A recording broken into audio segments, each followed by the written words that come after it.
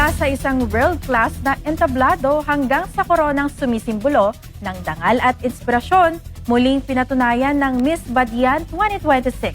Ang kahusayan nito sa pagdaraos ng isang dekalibreng beauty pageant kung saan hindi lamang kagandahan ang ipinamalas, kundi maging ang talino, talento at katatagan ng mga kababaihang Badianon.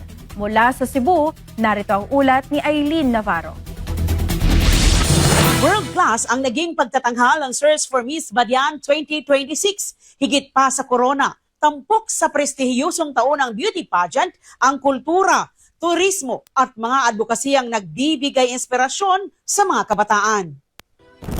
Muling nagdingning ang kagandahan, talento at kultura sa bayan ng Badian, Cebu matapos ang matagumpay na pagtatapos ng Miss Badian 2026, isang prestihiyosong beauty pageant na nagbigay pugay hindi lamang sa kagandahan kundi maging sa talino, kakayahan at katatagan ng kababaihang Badianon. Kapansin-pasin ang world-class na presentasyon ng pageant mula sa makabagong stage design, dekalibreng lighting at audio-visual presentation, eleganteng choreography hanggang sa maayos na daloy ng programa, ipinakita ng Miss Badian 2026 na kaya nitong makipagsabayan sa malalaking beauty pageant sa bansa. Sa harap ng libu-libong manunood, nagtagisan ang 16 na kandidata sa kanilang husay sa pagrampa, kumpiyansa sa sarili at talas ng pag-iisip sa question and answer portion. Sa pagtatapos ng kompetisyon, itinanghal na Miss Badian 2026 si candidate number 14 na Dean Faith McCoy. Ladies and gentlemen, our Miss Badian 2026!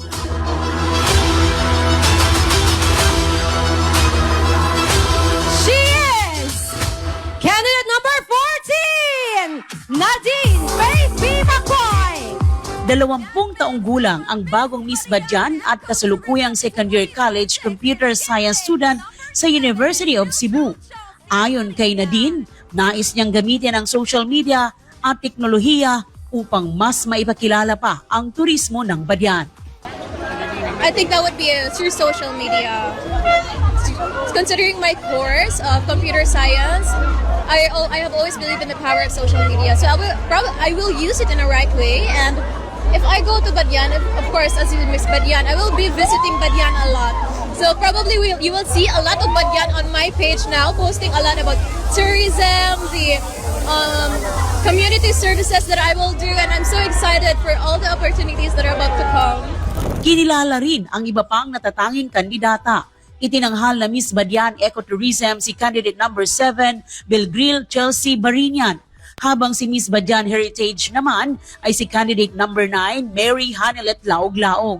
Higit pa sa corona, layunin ng Miss Badian Beauty Pageant na makapili ng isang kabataang magiging mabuting kinatawan ng bayan sa pagsusulong ng turismo, kultura at iba't ibang advokasya. Kasabay nito, patuloy ding isinusulong ng lokal na pamahalaan ng Badian bilang isa sa mga pangunahing destinasyon ng turismo sa Cebu sa pamamagitan ng mga kilalang atraksyon tulad ng Lambog Beach, Badian Island Wellness Resort at Kawasan Falls na kilala ang canyoneering adventure.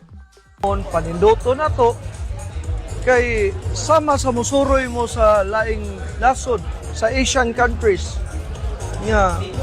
We are far behind already.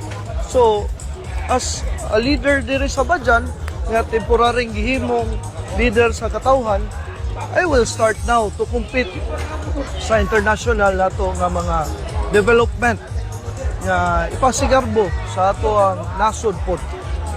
Sa pagtatapos ng gabi, hindi lamang isang bagong reyna ang kinoronahan. Isa ring world-class na pageant production ang matagumpay na naihatid. Isang pagtatanghal na nagpamalas ng husay, pagkamalikhain at pagkakaisa ng Badian. Isang patunay na handa ang bayan na ipagmalaki ang kultura, turismo at galing ng mga Badianon sa mas mataas na antas. Isa sa mga humanga sa world-class setup ng pageant ay si Cebu Vice Governor Glenn Soco na isa sa mga panauhin ng gabi iyon. Ng Badian, let's move on. Let's continue to soar higher. Kanang inyong ipakita, world-class ang atong presentation. Atong mga kandidata, world-class. They have done so much and they have performed well. And so with the municipality of Badian. Congratulations, Badian! Mabuhay ang Badian!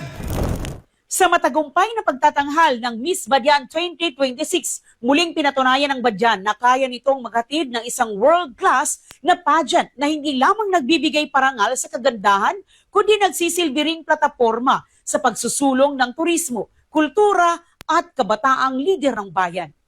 Mula rito sa Cebu, para sa Diyos at sa Pilipinas nating mahal, Aileen Navarro, SMNI News.